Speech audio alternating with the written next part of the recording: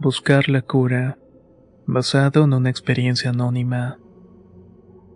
Uno de los acontecimientos que más se recuerda y que marcaron la memoria de acá, al menos de donde soy, un lugar que se encuentra entre la frontera de México y Guatemala, fue una serie de desapariciones que desconozco las razones por las cuales la prensa no las hizo públicas.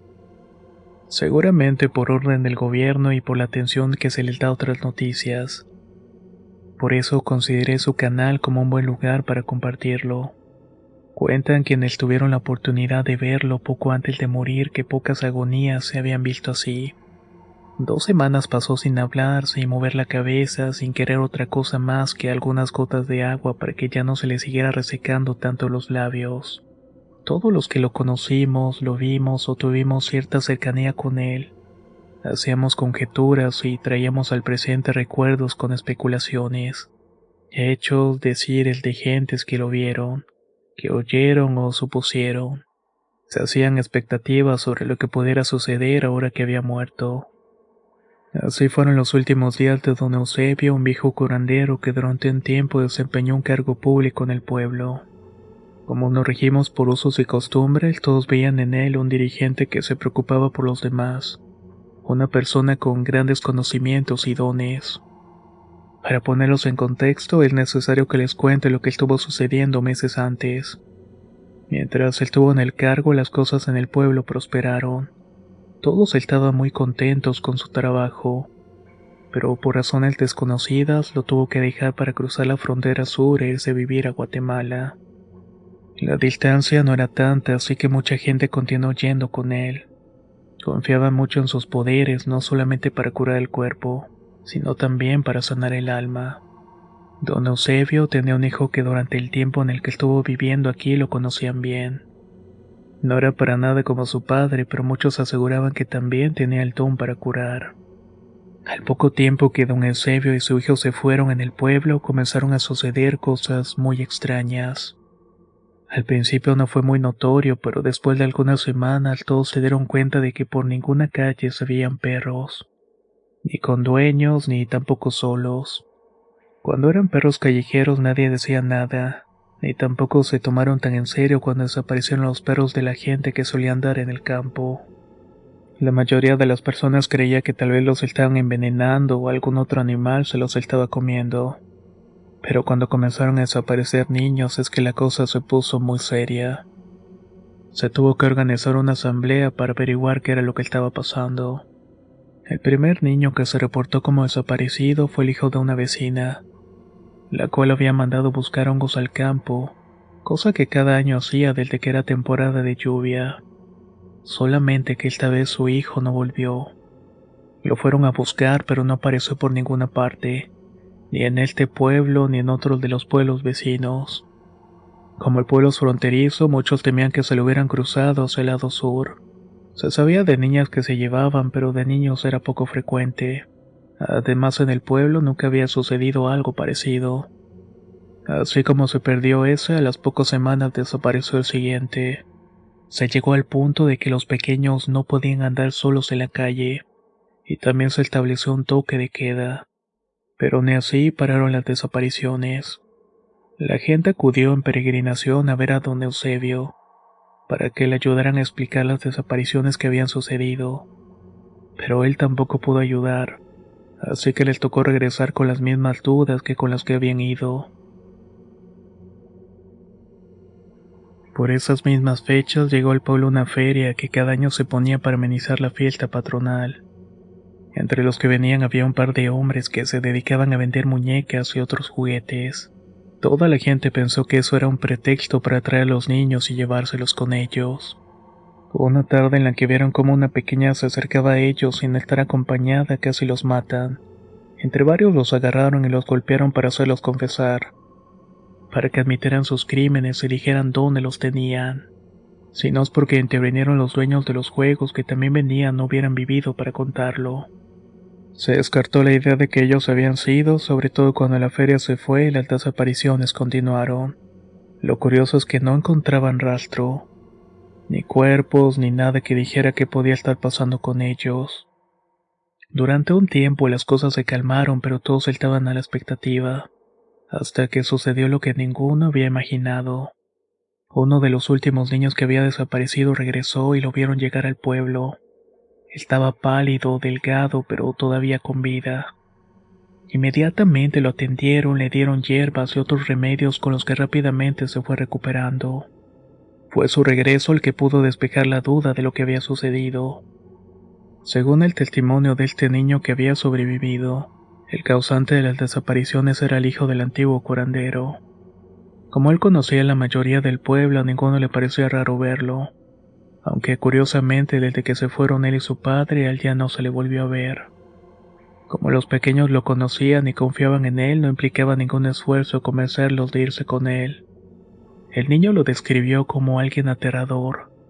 Ya no se parecía a nada al que fue alguna vez. Por lo que contó, desarrolló un padecimiento en la piel, la cual se le pudría porque estaba llena de manchas como si fuera vitiligio, pero incluso parecía desprenderse o caérsele a pedazos. El lugar a donde los llevaba después de raptarlos era una especie de cueva ubicada en un lugar apartado, el cual quedaba después de cruzar la frontera ya del lado de Guatemala. Con las indicaciones que el niño más o menos pudo dar, se organizó un grupo para ir a buscar a los desaparecidos. Nosotros sabemos andar entre los cerros, así que no les costó mucho encontrar dónde estaban. Dicen los que fueron que todavía estaban varios metros a la entrada de la cueva, y ya se podía percibir un fuerte olor a muerto y a podrido. Tuvieron que entrar tapándose la nariz con trapos y otras cosas que llevaban con ellos. Muy adentro de la cueva encontraron un montón de huesos, pero todos eran de animales y seguramente se trataba de los perros que habían desaparecido. Estuvieron buscando por toda la cueva, pero no encontraron rastro de los pequeños.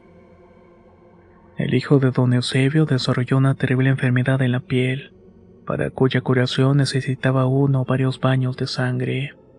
Primero intentó con sangre de animal, pero esta no le sirvió. Necesitaba que fuera sangre humana, y al no ver más pura que la de los niños es que los raptaba.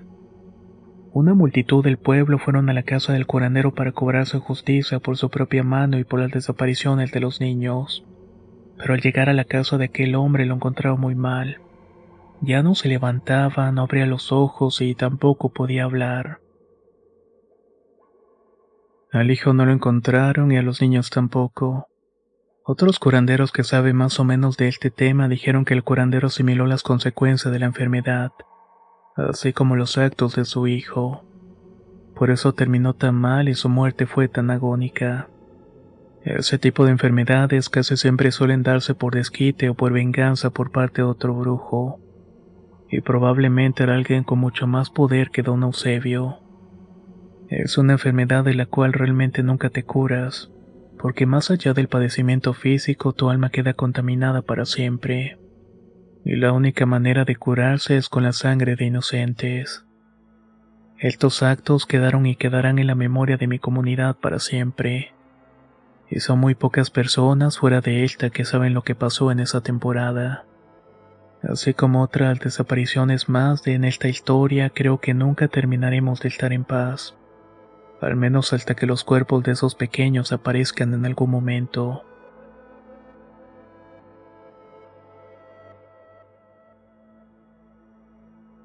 El comienzo del Calvario. Mi nombre es Sofía y soy cristiana desde que tengo memoria. Siempre he creído en el poder de Dios, en su amor incondicional y en su capacidad para redimir incluso a las almas más perdidas. Pero nunca pensé que la batalla espiritual llegaría tan cerca, y que tampoco la viviría dentro de mi propia casa con mi propia familia. Mi hermana menor, Mariana, fue siempre una mujer de carácter fuerte, pero la vida le golpeó duro. Hace 10 años su matrimonio comenzó a desmoronarse.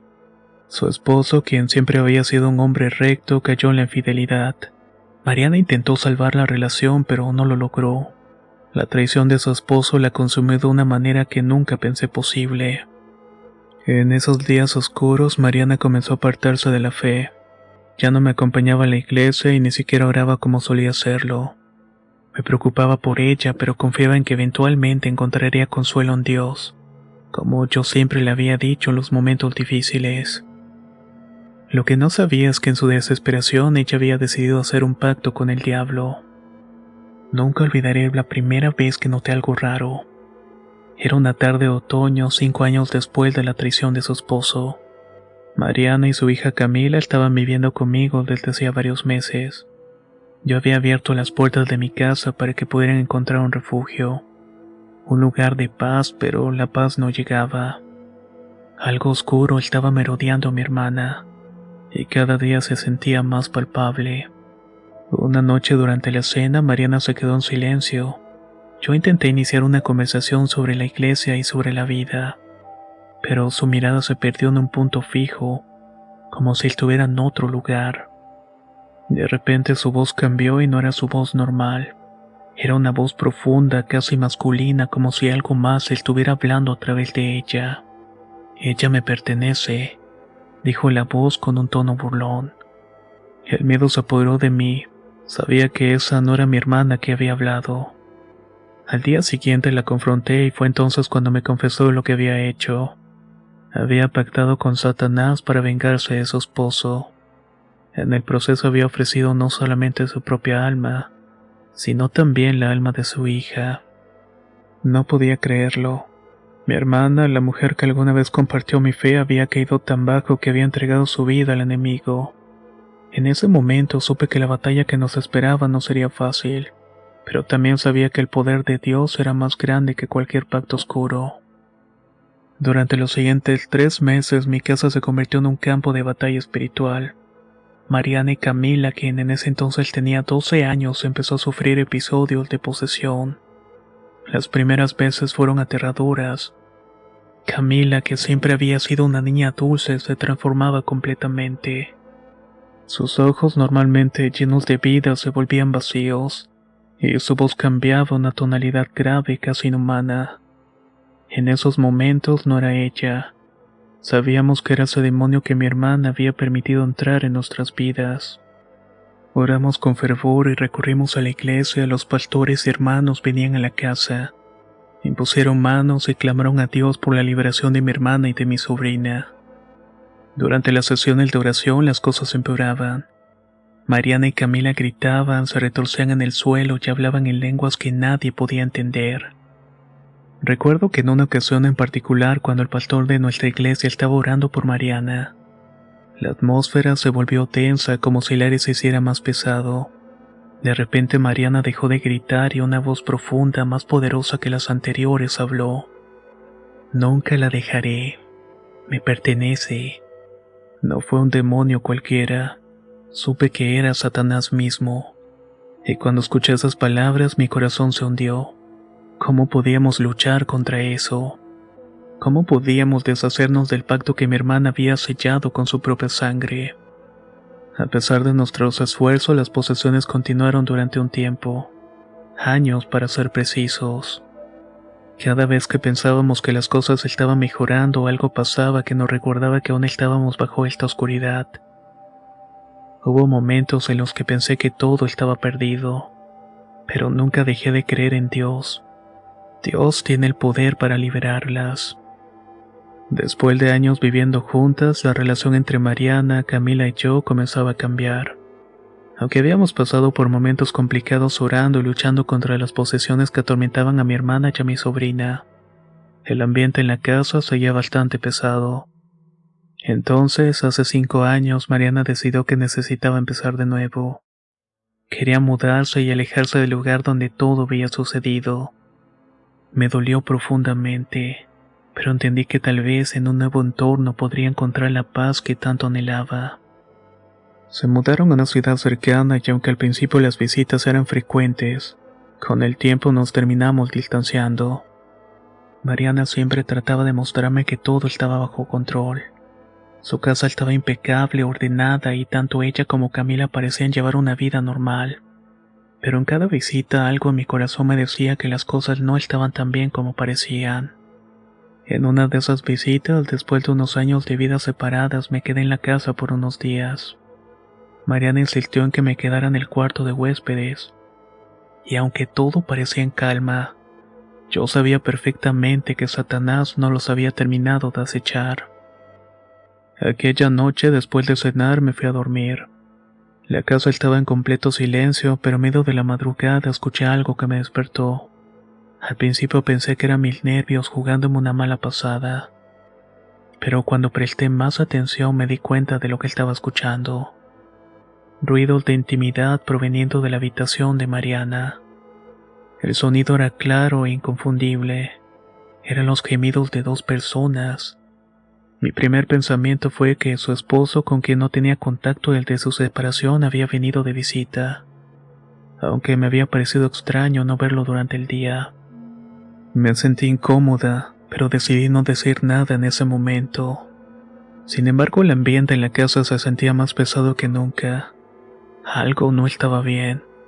A la mañana siguiente, durante el desayuno, traté de mantener la conversación ligera, pero no podía sacarme de la cabeza lo que había escuchado.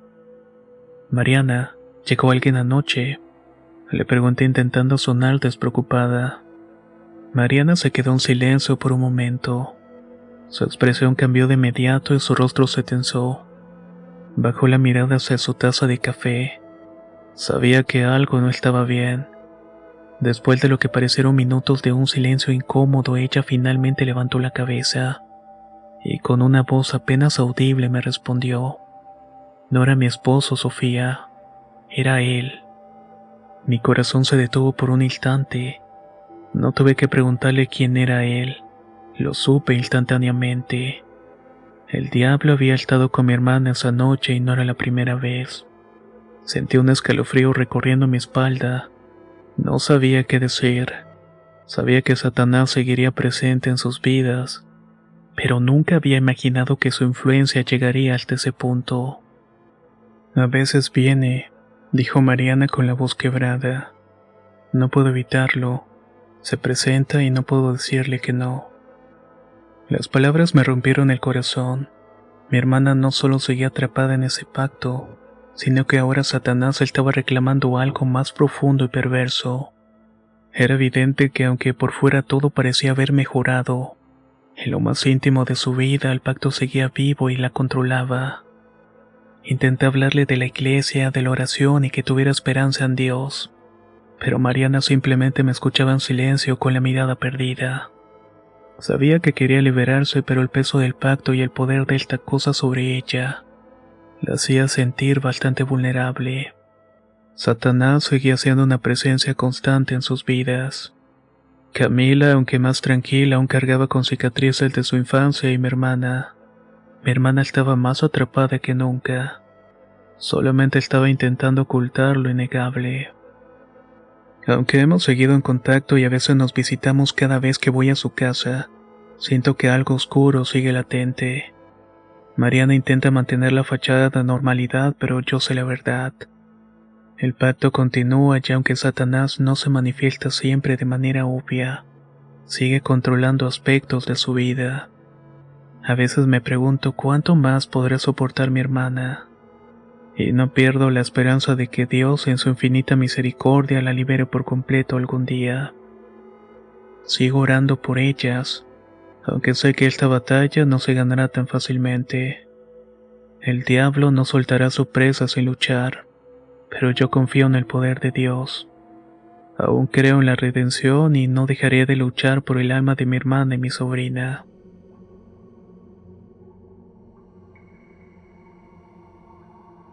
El Evangelio del Mal. El Evangelio del Mal es un libro que en su momento fue un bestseller, el cual compré cuando estuvo de novedad. Al principio pensé que era un libro común y corriente, sin embargo mientras lo estaba leyendo, me di cuenta de que no era así.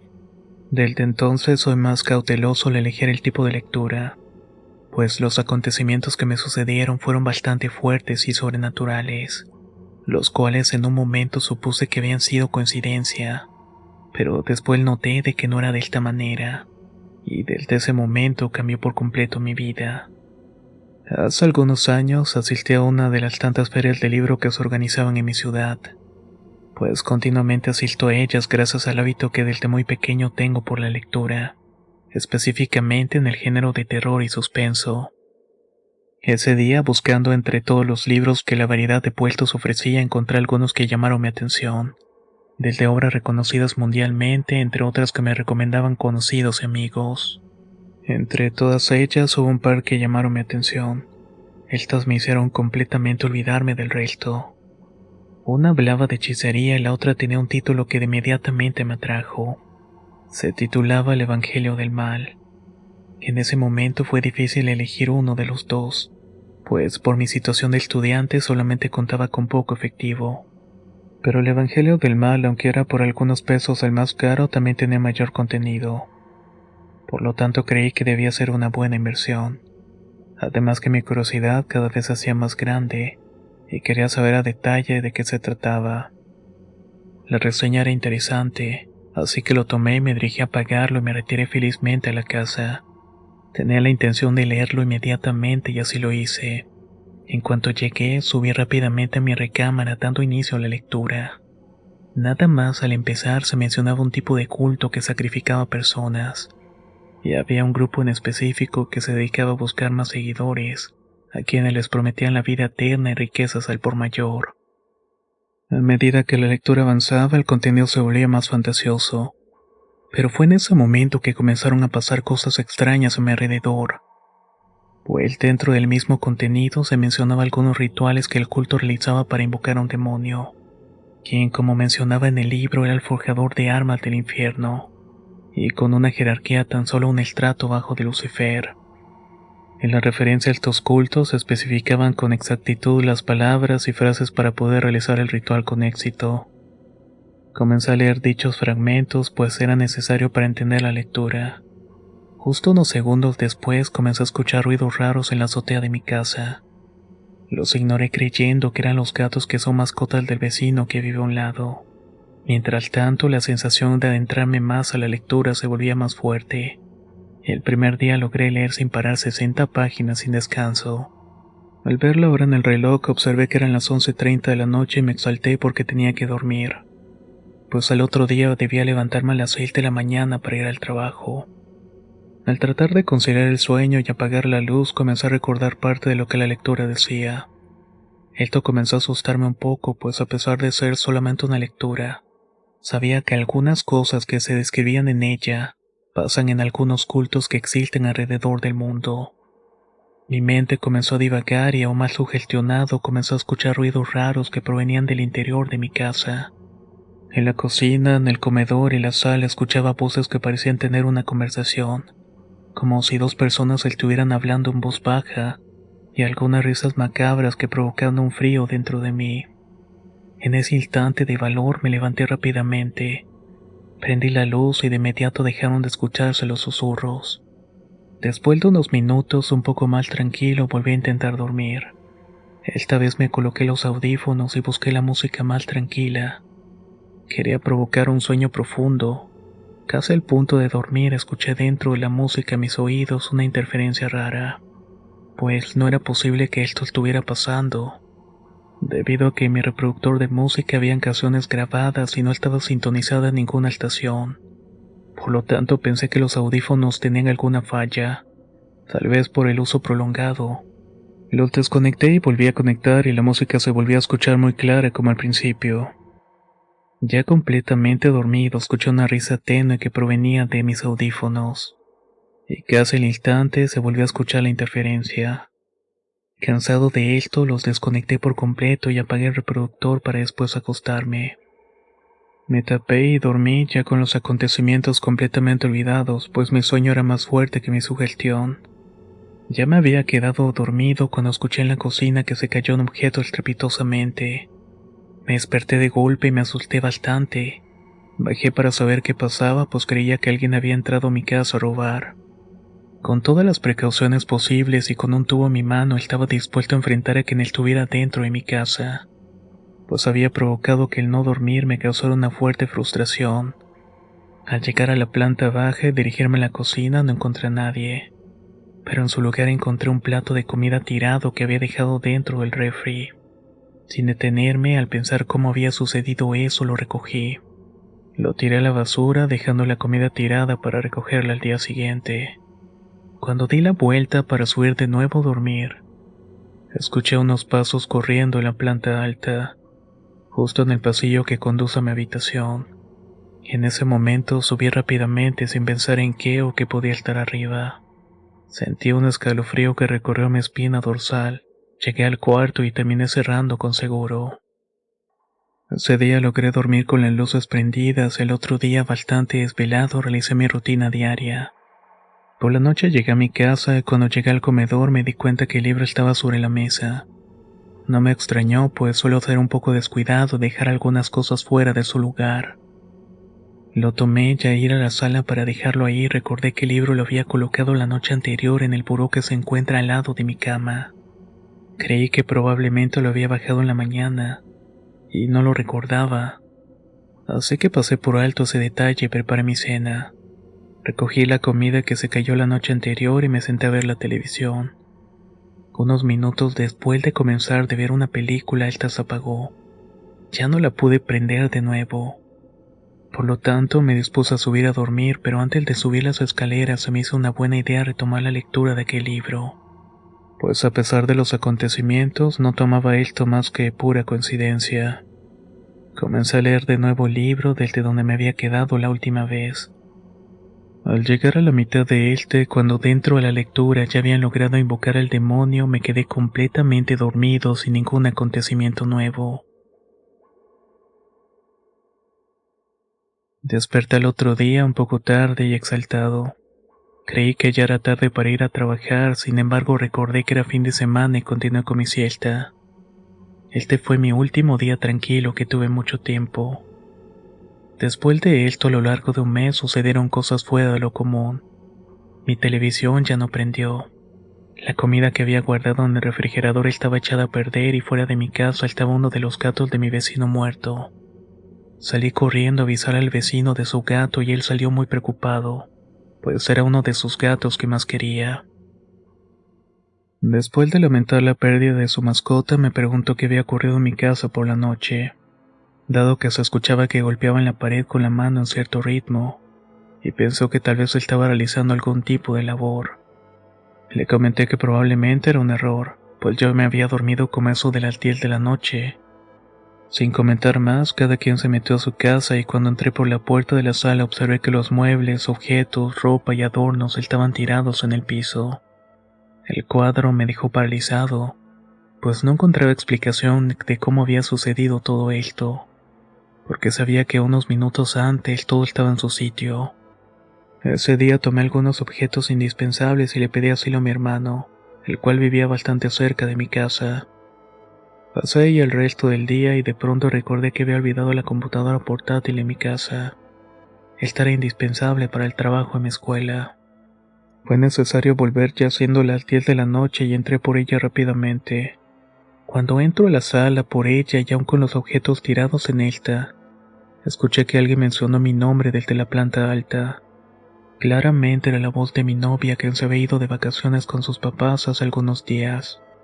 Por lo que me había comentado llegaría días después al actual. Sin pensarlo más, tomé la computadora y salí deprisa de la casa, ignorando por completo la voz que me había llamado. Al salir de la puerta de la sala escuché una risa burlona dentro de la casa. En ese instante se azotó la puerta por la cual había salido y corrí hacia la puerta principal. Escapé de su lugar y cuando intenté abrir la puerta de la calle, una fuerza extraña del otro lado la jalaba con tanta fuerza que por más que intenté con toda mi energía no pude abrirla. Ni siquiera logré moverla ni 5 centímetros. Al momento no supe qué hacer y me senté en una esquina del patio para rezar. Estaba llorando desesperadamente. Jamás me había pasado algo sobrenatural y ese día estaban sucediendo cosas que sobrepasaban el límite de mi entendimiento. Unos minutos después abrí los ojos y sentí un ambiente más tranquilo. Entonces tomé mi computadora y con todo y su mochila. La cargué y salí rápidamente de mi casa sin voltear atrás. Esta vez logré abrir la puerta normalmente. Llegué a la casa de mi hermano tratando de que no notara la preocupación que tenía. Subí a la recámara que me había acondicionado para dormir. Hice la rutina que solía hacer en mi casa antes de dormir. Observé dentro de la mochila de mi computadora que todo estuviera en orden, pero al momento de abrirla me llevó otro susto. El libro se encontraba ahí dentro. Esta vez estaba seguro de que no lo había colocado ahí. Lo tomé y lo lancé fuertemente por la ventana que daba a la calle con ira y desesperación. Estaba seguro de que ese era el origen de todo lo que estaba pasando.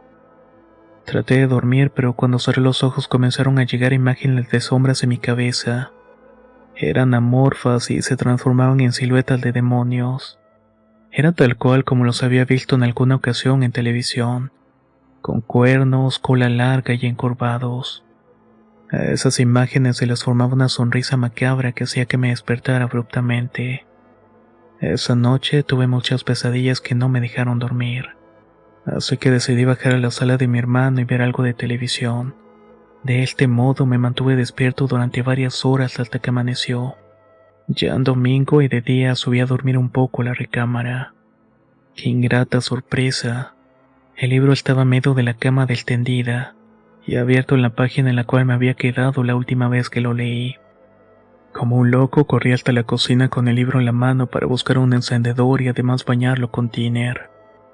Lo llené de líquido y me fui a la parte de la terracería que mi hermano tiene en su casa para prenderle fuego. Mi asombro dio paso al mayor de los miedos al ver que cada vez que prendía el encendedor se apagaba. Y cuando por fin prendió e intenté incendiar el libro, el té no se quemó ni un centímetro. Lo más terrible fue que el libro estaba empapado y las hojas estaban completamente arrugadas. Esto como reacción del solvente que le había vertido. Pero las letras y todo lo escrito dentro del libro no había sufrido ningún cambio.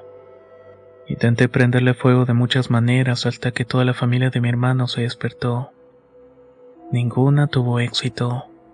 Como no pude hacerlo, busqué una bolsa y lo envolví en ella para poder tirarla al camión que recolectaba basura. Así esperé en mi casa de mi hermano hasta poder deshacerme del libro. Cuando esto sucedió y el camión se lo llevó, comí con mi hermano y su familia y me dispuse a volver a mi casa. Con algo de temor entré a la casa y comencé a recoger todo lo que estaba tirado. Acomodé todo en su lugar y terminó una hora aproximadamente después. Subí a dormir exhausto y ya era necesario un descanso. No volvió a suceder nada más en mi casa, pero por muchas semanas tuve pesadillas en las cuales encontraba el libro en cualquier lugar al que me dirigía mis sueños. Además soñaba con un grupo de personas realizando alabanzas y repitiendo el nombre de aquel demonio. Todo ese tiempo me despertaba entre las 3 y 4. Sentía un calor insoportable, a tal grado de bajar a la cocina a tomar agua con hielos o dormir con el ventilador prendido en la máxima potencia. Durante esos días me levantaba pensando que en cualquier momento me encontraría nuevamente con el libro. Y vaya que no estaba equivocado. Una vez regresando del cine con mi novia encontré una bolsa fuera de mi casa. La recogí y al abrirla era el libro. Di un grito fuerte con una mezcla de angustia y terror, alertando a los vecinos que inmediatamente salieron a ver qué pasaba. Se acercaron y me preguntaron si estaba bien, a lo que respondí que sí, pero que si les contaba lo que me había pasado me iban a tachar de loco. En aquellos ayeres mi hermana conocía a algunas personas que se dedicaban a hacer limpias y cosas relacionadas con brujería. Sin perder tiempo, inmediatamente le marqué dejando el libro en la calle. Y afortunadamente mi hermana me contestó de inmediato y le pedí con urgencia que me facilitara el número de alguno de sus conocidos. Sin tardarse lo dictó y colgué la llamada sin darle alguna explicación.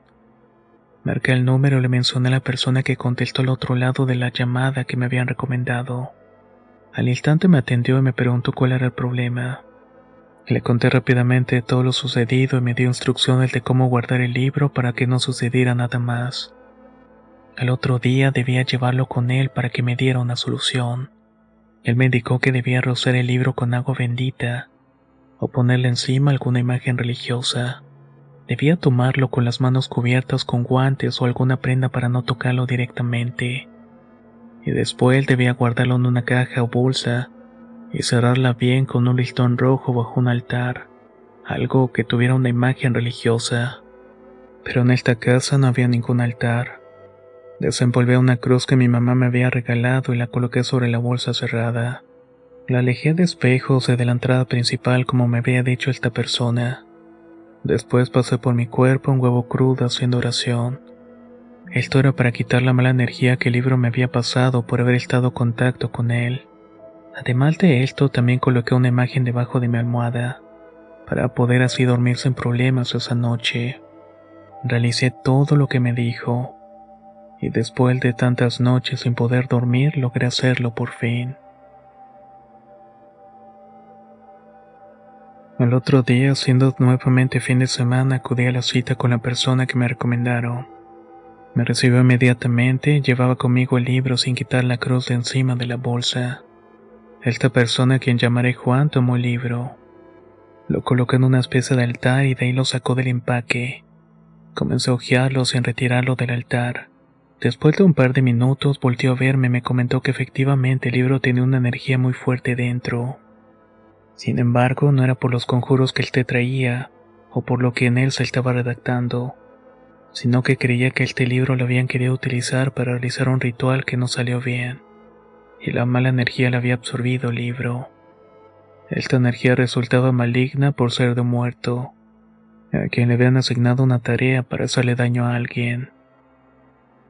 En el mundo siempre habrá personas que creen que por haber leído un par de líneas o haber visto un video en las redes sociales ya se experta en algo. Seguramente así ocurrió con los que ataron el alma de un muerto a un libro. No sabían cómo hacerlo y creyeron que las frases contenidas en el libro servirían para el ritual que él te mencionaba. Pero también Juan aseguró que usaron algunos otros rituales que investigaron o que alguien les facilitó para llevar a cabo la tarea. Es por eso que nada había salido bien. Le pregunté el motivo por el cual el libro siempre volvía a mí, y él me comentó que era porque esa energía se había atado a la mía de forma tal que el ser o ente que existía dentro del libro hacía que volviera directamente a mí. Además también pasaban cosas sobrenaturales porque habían mandado esa energía a hacer daño. Eso era justamente lo que tenía que hacer. Sin embargo, el trabajo mal hecho hizo que perdiera efectividad y se quedara este ente vagueando y atado al libro, esperando unirse a una energía débil, y yo había sido la persona con esa energía. No creí completamente todas sus palabras, pero pensé que si había pasado todo lo anterior, podía ser posible lo que me estaba diciendo. Me recomendó que le dejara el libro y él compraría algunas cosas para hacer una limpia. Debía ir al otro día con ciertas especificaciones de vestimenta. Dentro de esta limpia realizó algunos sacrificios. Pasó por mi cuerpo algunas ramas de plantas aromáticas, prendió incienso y comió algunas cosas que no supe qué fueron, además de decir algunas palabras raras. Me indicó que debía quemar la ropa que había llevado puesta para la limpia. Así lo hice y después de ese día he podido dormir tranquilamente y retomar de nuevo mi vida con normalidad. Del libro nunca supe más. No sé qué hizo Juan con él, pero la verdad es que no me gustaría saberlo. Mi familia nunca se enteró de lo acontecido, y prefiero que sigan así sin conocer estas cosas. Hoy en día soy más cuidadoso con las cosas que compro cuando son usadas, pues le hago caso a mi intuición como me aconsejó Juan, y las cosas que no me dan confianza las dejo pasar, pues a la vez Juan me comentó que a veces los objetos reciben malas energías, o algunas personas las trabajan para que se carguen de estas malas energías, y le hagan daño a alguien y a veces surten efecto. Esos objetos terminan siendo vendidos como cosas usadas en bazares. Esta anécdota no suelo contarla pues poca gente cree que algo así pueda pasar. Sin embargo, decidí contarla y compartirla con el canal porque soy un fiel seguidor. Muchos saludos desde el Estado de México.